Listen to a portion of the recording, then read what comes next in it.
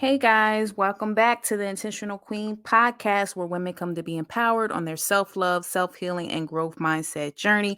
I'm your host and also a life coach. And I'm just glad to have you guys as always. So it's been a while since we chatted. We're in December, but I've missed you. I hope you had a great Thanksgiving holiday. We've been doing some things here on the podcast, so I'm going to give y'all a little review. Terry talked about on our episode about self love. She talked about how we should definitely be writing letters to ourselves. She talked about embracing where you are, even in the toughest moments. For instance, if you had a bad day at work, if you had a bad day with your mommy, know that your kids still love you, know that you're still the best mom. Get rid of the bad feelings of thinking you're not who you are or worthy. Okay. I want to stress this to somebody right now. And I don't know who it's for, but no matter if you're winning or no matter if you're losing, you need to understand your value, your currency, who you are as a queen out here at these streets is going to always be top notch. Your value never changes, whether you're winning or you losing. Okay. You need to understand, you need to know that you got you at all costs. You hear me? You got you. And once you know you got you, it don't matter if ain't nobody clapping for you in the streets. You can clap for yourself. But you know you can always hang out with us over here. We always got you, okay? You always got a place over here in Intentional Queen Tribe, okay? But I felt that was for somebody, especially lately with the holidays and everything. Like I said, in life coaching, it has been a challenge listening to these women out here suffering. I'm on a Facebook group, actually a couple, but women were just talking about giving up and they have kids and everything, which makes it even harder because it's like sometimes your kids are your why, meaning why you're surviving when you're in the trenches, okay? But when you hear people say they want to give up on themselves, that's a hard place. And so I just really want to speak life into people because that's the purpose of this podcast, is for inspiration. You know what I mean? And if you feel it's very inspirational or you feel like somebody needs this message, please make sure you share. We out here to empower each other, but we're also out there to make iron sharpen iron. Okay. I had my brother on the podcast. We did another sibling conversation. We did representations, not a true representation. That episode was a blessing as well. We talked about so much on there. And so definitely that's a good episode. I did the Thanksgiving holiday episode, and that was a replay. And what I mean by the replay, I called it Good, Bad, and Indifferent. Thank you, living in a space of gratitude. And what I wanted people to understand is there is something to always be grateful for, okay? Whether that's your health, whether that you woke up this morning, whether you just ate, whether you have a job, whether your kids are okay. With me being a nurse and doing anesthesia, being a nurse anesthesiologist, it's just definitely a lot, okay? And especially when I'm taking care of young kids, and I've had some sick cases lately that have made me hug my baby a little bit more and just say thank you, Father, that I don't have to deal with what this parent is going through right now. And I get a little emotional because one of the cases happened for me, and it made me very sad after doing that case and having to look the parents in the face when we got the news of what happened. Meaning we took the baby in for surgery and we were hoping for positive things, and we got negative news, and we're the ones that have to report back to the parents and look them in the face and tell them that what we found was not good news. And here they just had a happy go lucky baby, and now their baby is very sick and not going to do well. Those are not words you want to hear. And it takes me back to another story, not to make this sad, but being an empath and being a nurse, you just always want to help. So where I'm going with this is, I had this one case. I got paged to an emergency case about a man, and this is HIPAA, so I'm never going to tell you full disclosure, just for, we always got people listening. Just know it's intentional, and I'm not going to be giving personal information. That's not how I roll. But I want you to get some concept here, okay? And we'll call the person John, okay? And John was rushed in through the emergency room, and John was going through a big life event.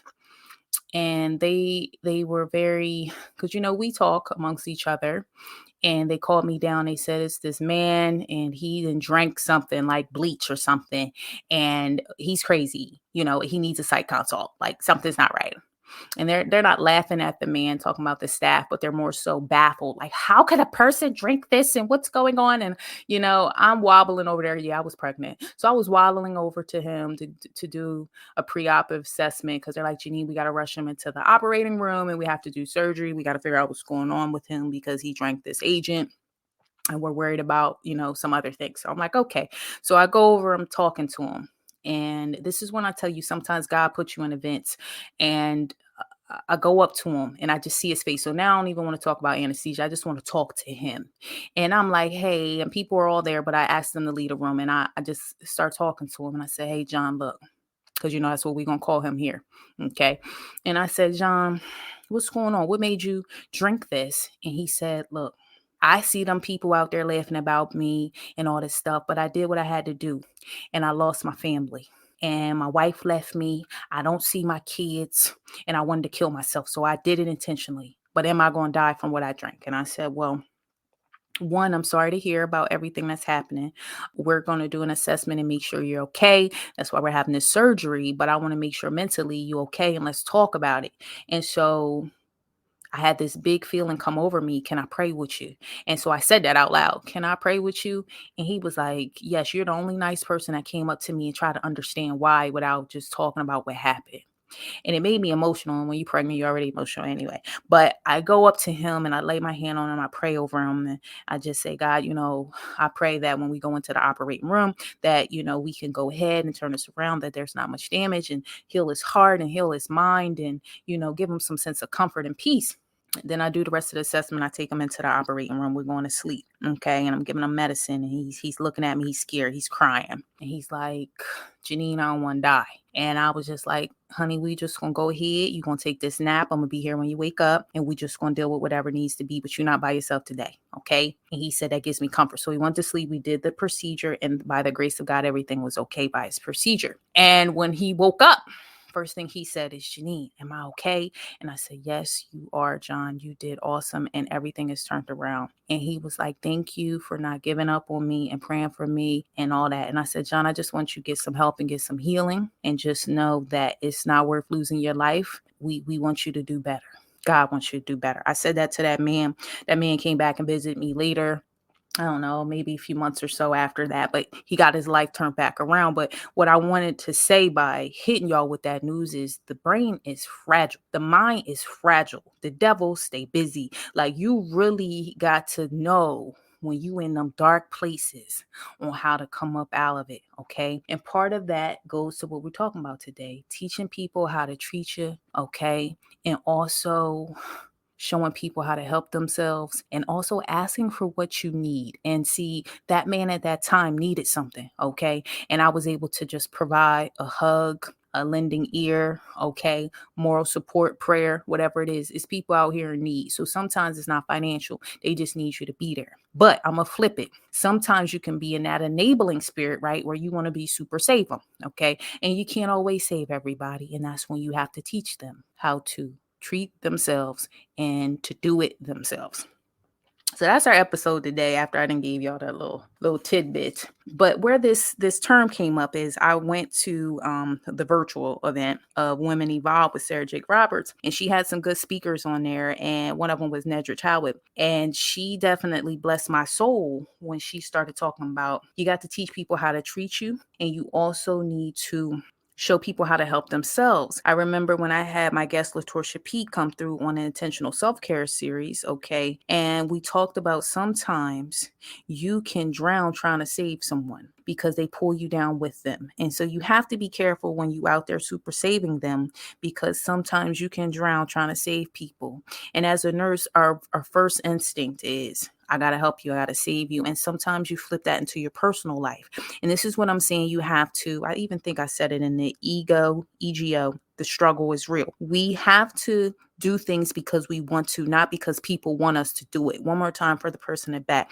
Do things because you want to, not because people want you to do them. Because what will happen is if you always lead in the place of doing things because people want you to do it, You will find yourself in resentment and regret because when they don't return not a favor, but when they don't return that effort or they're not treating you like you're treating them, now you feel salty because you went in with an expectation. Okay. And you have to always expect the unexpected and you don't put expectations on people. That's one thing I had to learn. You need to expect the unexpected, but don't put expectations on people. You will constantly get hurt. You will be constantly let down. And that is because nobody can always stay at that standard. And you can't expect people to be you. That's for somebody. You can't expect you inside of people. So, yes, you're an empath, and yes, you're a caregiver, and yes, you like to help people, and yes, you'll go the extra mile. But you can't expect they're going to do that for you when it's your time. But what you're not going to do, though, okay, because this is where Nedra goes with it, is what you're not going to do is not keep asking for help. Because see, what happens is when you get into them spaces where them people ain't show up for you like you thought they was, then you be like, man, see, this is why I do it by myself, because I ain't got time, because people don't even be coming through. Nah, what happened is you asked the wrong people. Not that you didn't ask. That wasn't the wrong action. Asking was a good action. Okay. But you asked the wrong people. So don't ever stop not asking for what you need. Nedra goes on to say, whether you're coming out of a breakup, you need something. Whether you're a single mom and you need something. Whether you had a new baby and you need something. Whether you had a new job and you got some new life expectancy things going on. Have your list ready of what you need. Okay. And you ask people, can you? Okay. To the single moms out here, sometimes you just need a minute. You need a beat. I want to go get these nails did. I want to go get my toes done, have a pedicure. Can you watch the baby for an hour? Okay. Like make sure you asking. I remember when I was pregnant with my son and my mom was like, what do you get a girl that got everything? And I was just like, I don't know what I want. And I had just had the baby and I like my house to be clean. I don't like no dirty house. My mom said, you know what? I'm going to get you a maid to come through and clean. I still remember that gift. It was simple, meaning like it wasn't nothing she had to go way out her way to do, but it made my life simple. I had a need that needed to be fulfilled. I wanted this house spick and span. I just had a baby and I wanted it up to par. Shout out to Nanda. Nanda came, rocked that thing. When you are a superwoman and wanting to help people, you tend to do it for them. So then people get lazy. Okay. Because they expect you to do it because you always do it. So this is my new thing. This is for somebody right here. If you consistently are doing things for people and not teaching them how to do it because they keep coming to you to do it, you now need to revert that energy and show them how to do it for themselves and then allow them to get to the place that they just do it on themselves without having to come back to you. Because people will get needy out there. Okay. And if you're going to always be the one to super save them, because you need to understand that the Superwoman Syndrome that I talk about, meekness in a storm, that's real. We should Google that. Superwoman Syndrome is real and it will run you down into the ground because you feel you need to be everything to everybody and your cape will be raggedy. Okay. Your health will start to fail. You have to create stronger boundaries. No is a complete sentence. Okay. Later is a complete sentence. Not right now is a complete sentence. Oh, I need to do this for me because people be quick to be like, oh, that's so selfish that you have to do that for you. Pause. I can't show up for you if I can't even show up for myself. Sometimes you have to make sure your cup is full before you can go into others. And that's a whole nother conversation that we're going to have a whole episode on. And that word is capacity. Sometimes people don't have the capacity to handle you. Okay, or handle your needs. You cannot be upset with them. They should not be upset with you. You need to understand it is not personal. They don't have the capacity. Okay. It's like trying to pour a whole I'm drinking my water here so my voice stay fresh. You trying to have your 17 fluid ounce of water, okay? And you're pouring into the cap, okay? It doesn't have the capacity to hold the full bottle. It only has the capacity to hold enough water that's in the cap. So sometimes people are the cap, okay? And you are the full bottle. And so therefore there's water in both, right? But they don't have the capacity to hold what you bring into the table. That's for somebody in the back. But we go talk about that on another episode right there. But hashtag capacity. And so teach people how to treat you. I go on my Instagram stories and I talked about recently. I had a health assessment, a health eval. Like I went back, I lab work, this, that, and the third. And here on the podcast, I tell y'all in the beginning, I had testing. My testimony can empower people. And I met a lovely lady there at the doctor's office. And I shared with her my journey of how I lost 30 pounds, how my thyroid has been turned around now, meaning My throat had shrunken down. My eyes had went back in because they had got kind of, when you stress, I don't want to make this too medical here, but when you're super stressed, your body will start to shut down. And my body was showing signs of induced stress because I internalize stress. I'm a mover and a shaker. So just because it's bothering me, I'm going to still show up and do what I need to do. I don't let nothing hold me back, but it may wear me down. And so what I started to learn is I got to do better and not let that thing wear me down. You got to control your emotions. You have to control how you react. And once I start getting in the gym, working on my triple B's and my Tony Gaskin language, okay, my brain, my body, and my brand, God turned that thing around. 30 pounds down, everything turned around. Blood pressure was sexy. Everything was good out there in the streets. And this is what I'm saying to you is, once I started teaching people how to treat me, things went a little different. And sometimes you'll learn who really benefited from you always showing up for them because they mad at you now in the streets. They salty at you now. Oh, she ain't doing like she used to do. No, I'm not.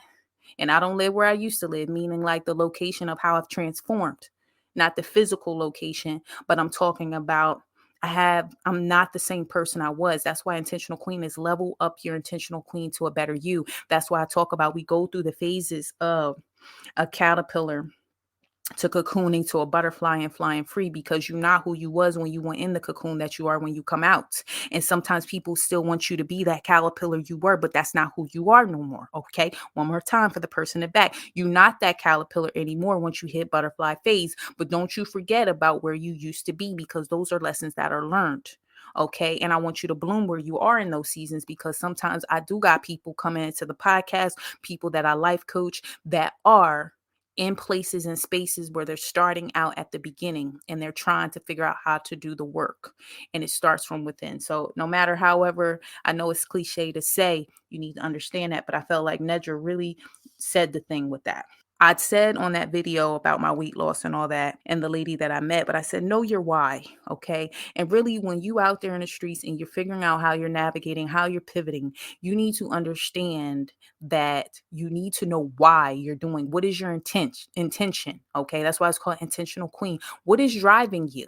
Okay, what's motivating you? And at the time, I wanted to be the best mom. I wanted to be the best me. And I was like, all right, God, let me go ahead and get this trainer. Let me start kickboxing. Let me go ahead and cook differently. I'm out here with the roasted Brussels sprouts with a little bit of balsamic vinegar and some honey. Like, I'm out here doing the little things different, getting the salmon right. Shout out to my friend. She's like, need to get this air fryer. Okay, turned it to the air fryer guru. I'm at work. They're like, what you got today? I have a egg white veggie frittata. You know what I'm saying? So, I'm laughing with y'all because y'all need to understand. It's life changes. Okay. And so when you start doing better, you start feeling better. And sometimes feeling better is letting the broken pieces fall off where they may.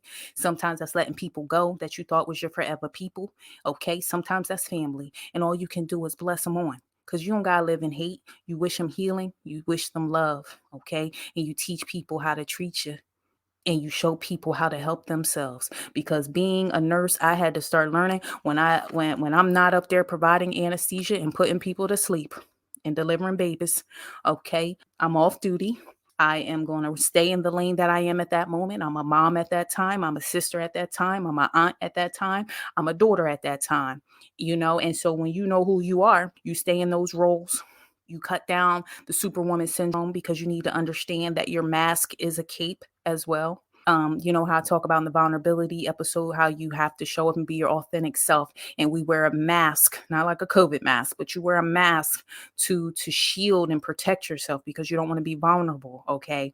And so sometimes people will become overly stimulated, overly working, overly doing everything to the highest extreme. Hence me, I'm talking about myself there with Superwoman Syndrome. Google that. And, your cape can be a mask. And I think that was Vania Swain that said that. She was on the podcast when she was talking about say yes to your yes, your elevated self.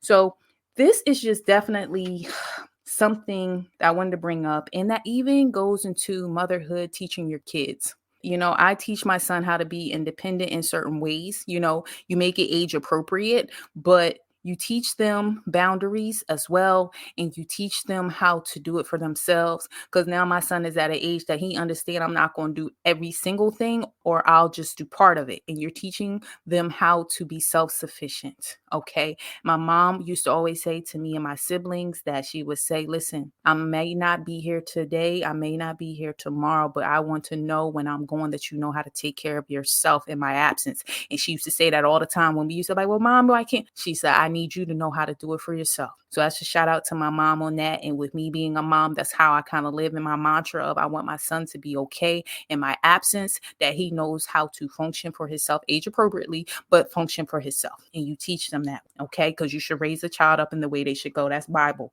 all day, okay? I want you guys to do healthy boundaries. I want you to continue to level up your intentional queen to a better you. Screenshot listening to the podcast. I hope this episode blessed you. I missed you guys, and I'll see you in 2 weeks, guys, okay? Have a great week. Bye-bye.